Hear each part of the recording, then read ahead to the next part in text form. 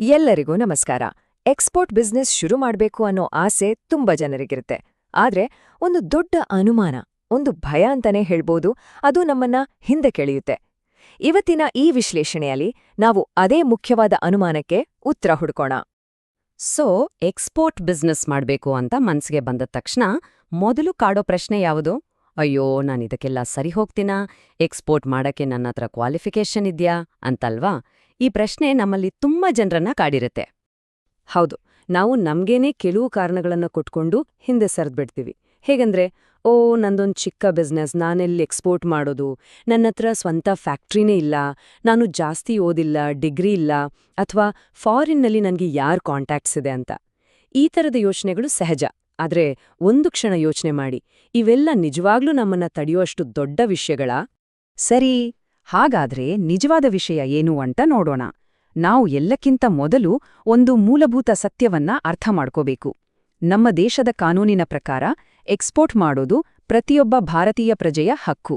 ಇದು ಯಾರೋ ಕೆಲವರಿಗೆ ಮಾತ್ರ ಸಿಕ್ಕಿರೋ ಸ್ಪೆಷಲ್ ಪರ್ಮಿಷನ್ ಅಥವಾ ಸವಲತ್ತು ಖಂಡಿತ ಅಲ್ಲ.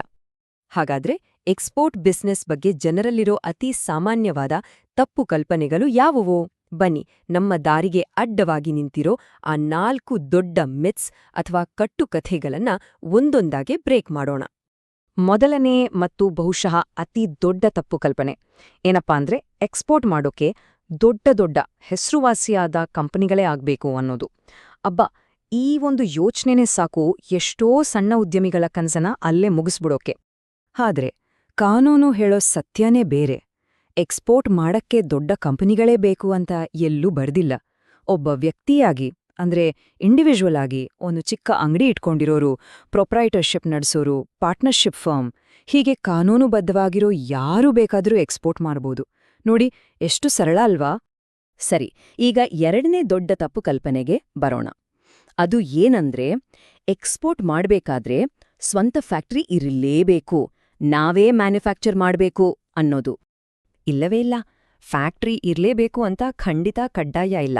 ಯಾಕಂದ್ರೆ ಇಲ್ಲಿ ಮರ್ಚೆಂಟ್ ಎಕ್ಸ್ಪೋರ್ಟರ್ ಅಂತ ಒಂದು ಅದ್ಭುತವಾದ ಕಾನ್ಸೆಪ್ಟ್ ಇದೆ. ಅಂದ್ರೇನೋ ಸಿಂಪಲ್, ಬೇರೆಯವರಿಂದ ಒಳ್ಳೆ ಕ್ವಾಲಿಟಿ ಪ್ರಾಡಕ್ಟ್ಸ್ ಖರೀದಿ ಮಾಡಿ ಅದನ್ನ ನಮ್ಮ ಬ್ರ್ಯಾಂಡ್ ಹೆಸರಲ್ಲಿ ವಿದೇಶಕ್ಕೆ ಮಾರಾಟ ಮಾಡೋದು. ಇದು ಪೂರ್ತಿಯಾಗಿ ಲೀಗಲ್ ಮತ್ತು ಇಡೀ ಜಗತ್ತಿನಲ್ಲಿ ಒಪ್ಕೊಂಡಿರೋ ಒಂದು ಬಿಸ್ನೆಸ್ ಮಾಡೆಲ್. ಇನ್ನೂ ಮೂರನೇ ಭಯ, ನಾನಷ್ಟೊಂದು ಓದಿಲ್ಲ, ನನ್ನತ್ರ MBA, ಆ ಡಿಗ್ರಿ, ಈ ಡಿಗ್ರಿ ಏನೂ ಇಲ್ಲ, ಈ ಇಂಟರ್ನ್ಯಾಷನಲ್ ಬಿಸ್ನೆಸ್ ಎಲ್ಲ ನನಗೆ ಕಷ್ಟ ಅನ್ನೋ ಯೋಚನೆ. ನಿಜವಾಗ್ಲೂ ಎಜುಕೇಷನ್ ಒಂದು ಅಡ್ಡಿಯಾಗುತ್ತಾ? ನೋಡಿ, ಇಲ್ಲಿ ಮುಖ್ಯವಾಗೋದು ನಮ್ಮ ಕೈಲಿರೋ ಡಿಗ್ರಿ ಸರ್ಟಿಫಿಕೇಟ್ ಅಲ್ಲ. ಎಕ್ಸ್ಪೋರ್ಟ್ ಬಿಸ್ನೆಸ್ನಲ್ಲಿ ಯಶಸ್ಸು ಗಳಿಸೋಕೆ ಬೇಕಾಗಿರೋದು ಬೇರೆನೇ ಸ್ಕಿಲ್ಸ್. ನಿಯಮಗಳನ್ನ ಸರಿಯಾಗಿ ಅರ್ಥ ಮಾಡ್ಕೊಳ್ಳೋದು, ಡಾಕ್ಯುಮೆಂಟ್ಸನ್ನ ಪರ್ಫೆಕ್ಟಾಗಿ ಮ್ಯಾನೇಜ್ ಮಾಡೋದು, ಮತ್ತು ಎಲ್ಲಕ್ಕಿಂತ ಮುಖ್ಯವಾಗಿ ತಾಳ್ಮೆ. ಇವು ಇದ್ರೆ ಸಾಕು. ನಾಲ್ಕನೇ ಮತ್ತು ಬಹುಶಃ ಎಲ್ಲರನ್ನೂ ಕಾಡು ದೊಡ್ಡ ಭೂತ ಅಂದ್ರೆ ಹಣ. ಎಕ್ಸ್ಪೋರ್ಟ್ ಅಂದ್ರೆ ಅದು ಶ್ರೀಮಂತರ ಬಿಸ್ನೆಸ್, ಅದಕ್ಕೆ ಕೋಟಿ ಕೋಟಿ ಇನ್ವೆಸ್ಟ್ಮೆಂಟ್ ಬೇಕು ಅನ್ನೋ ನಂಬಿಕೆ ಇದೆಯಲ್ಲ, ಅದೇ ದೊಡ್ಡ ಸಮಸ್ಯೆ. ಆದ್ರೆ ನಿಜ ಸಂಗತಿ ಏನು ಗೊತ್ತಾ? ಎಕ್ಸ್ಪೋರ್ಟ್ ಅನ್ನೋದು ದುಡ್ಡಿನ ಮೇಲೆ ನಡೆಯೋ ಬಿಸ್ನೆಸ್ಗಿಂತ ಹೆಚ್ಚಾಗಿ ಜ್ಞಾನ ಮತ್ತು ಪ್ರಾಸೆಸ್ ಮೇಲೆ ನಡೆಯೋ ಬಿಸ್ನೆಸ್. ನಿಮಗೆ ಸರಿಯಾದ ಮಾರುಕಟ್ಟೆ, ಸರಿಯಾದ ಪ್ರಾಡಕ್ಟ್ ಮತ್ತು ಅದನ್ನ ಕಳಿಸೋ ಸರಿಯಾದ ಪ್ರಾಸೆಸ್ ಗೊತ್ತಿದ್ರೆ, ಅದರಲ್ಲೂ ಮರ್ಚೆಂಟ್ ಎಕ್ಸ್ಪೋರ್ಟರ್ ಆಗಿ ತುಂಬಾನೇ ಕಡಿಮೆ ಬಂಡವಾಳದಲ್ಲಿ ಶುರು ಮಾಡಬಹುದು. ಖಂಡಿತ ಸಾಧ್ಯ. ಹಾಗಾದ್ರೆ ದೊಡ್ಡ ಕಂಪ್ನಿ ಬೇಡ, ಫ್ಯಾಕ್ಟ್ರಿ ಬೇಡ, ಡಿಗ್ರಿ ಬೇಡ, ಕೋಟಿಗಟ್ಲೆ ದುಡ್ಡು ಕೂಡ ಬೇಡ. ಅಬ್ಬಾ, ಹಾಗಾದ್ರೆ ನಿಜವಾಗ್ಲೂ ಬೇಕಾಗಿರೋದೇನು? ಬನ್ನಿ, ಇಡೀ ಗ್ಲೋಬಲ್ ಟ್ರೇಡ್ನ ಬಾಗಿಲು ತೆಗೆಯೋ ಆ ಒಂದೇ ಒಂದು ಲೀಗಲ್ ಕೀ ಯಾವುದು ಅಂತ ನೋಡೋಣ. ಸರಿ, ಪ್ರಶ್ನೆ ತುಂಬಾ ಸ್ಪಷ್ಟವಾಗಿದೆ.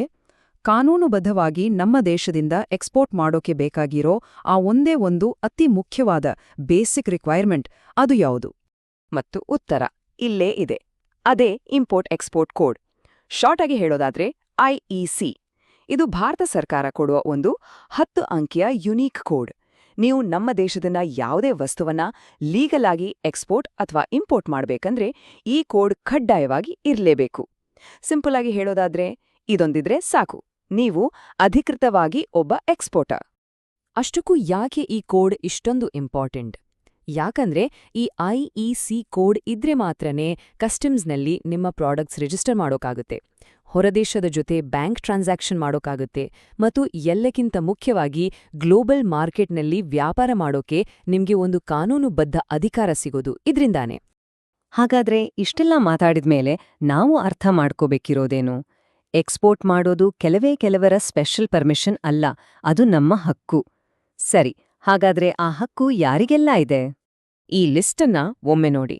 ಒಬ್ಬ ಇಂಡಿವಿಜುವಲ್ ಆಗಿರಬಹುದು, ಸೋಲ್ ಪ್ರೊಪ್ರೈಟರ್ ಆಗಿರಬಹುದು, partnership firm, LLP, private limited company, ಅಷ್ಟೇ ಯಾಕೆ ಮೈಕ್ರೋ, ಸ್ಮಾಲ್ ಮತ್ತು ಮೀಡಿಯಂ ಎಂಟರ್ಪ್ರೈಸಸ್ ಅಂದ್ರೆ MSMEಗಳು. ಹೀಗೆ ಕಾನೂನುಬದ್ಧವಾಗಿರೋ ಪ್ರತಿಯೊಬ್ಬರೂ ಎಕ್ಸ್ಪೋರ್ಟ್ ಮಾಡಬಹುದು. ಈ ಲಿಸ್ಟ್ ಎಷ್ಟೊಂದು ದೊಡ್ಡದಾಗಿದೆ ನೋಡಿ. ಏನೆಲ್ಲ ಬೇಕು ಅಂತ ನೋಡಿದ್ವಿ, ಆದ್ರೆ ಏನೆಲ್ಲ ಬೇಕಾಗಿಲ್ಲ ಅಂತ ತಿಳ್ಕೊಳ್ಳೋದು ಕೂಡ ಅಷ್ಟೇ ಮುಖ್ಯ ಅಲ್ವಾ? ನೋಡಿ, ಎಕ್ಸ್ಪೋರ್ಟ್ ಮಾಡೋಕೆ ಯಾವುದೇ ಏಜ್ ಲಿಮಿಟ್ ಇಲ್ಲ, ಇಷ್ಟೇ ಓದಿರ್ಬೇಕು ಅಂತ ಎಜುಕೇಷನ್ ಲಿಮಿಟ್ ಇಲ್ಲ, ಮತ್ತು ನೀವು ದೇಶದ ಯಾವುದೇ ಮೂಲೆಯಲ್ಲಿ ಕೂತು ಈ ಬಿಸ್ನೆಸ್ ಮಾಡ್ಬೋದು, ಯಾವುದೇ ಲೊಕೇಶನ್ ಲಿಮಿಟ್ ಕೂಡ ಇಲ್ಲ. ಹಾಗಾದ್ರೆ ಕೊನೆಯದಾಗಿ ಈ ಇಡೀ ವಿಶ್ಲೇಷಣೆಯ ಸಾರಾಂಶ ಏನು? ಎಕ್ಸ್ಪೋರ್ಟ್ ಅನ್ನೋದು ದೊಡ್ಡ ದೊಡ್ಡ ಆಟಗಾರರಿಗೆ ಮಾತ್ರ ರಿಸರ್ವ್ ಆಗಿರೋ ಆಟವಲ್ಲ. ಸರಿಯಾದ ಜ್ಞಾನ, ಸರಿಯಾದ ಪ್ರಾಸೆಸ್ ಮತ್ತು ಸ್ವಲ್ಪ ತಾಳ್ಮೆ, ಈ ಮೂರೂ ಇದ್ರೆ ಯಾರು ಬೇಕಾದ್ರೂ ಈ ಗ್ಲೋಬಲ್ ಮಾರ್ಕೆಟನ್ನ ಪ್ರವೇಶಿಸಬಹುದು. ಹಾಗಾದ್ರೆ ನಿಮ್ಮ ಎಕ್ಸ್ಪೋರ್ಟ್ ಜರ್ನಿ ಶುರು ಮಾಡೋಕೆ ಇನ್ನೇನ್ ಬೇಕು?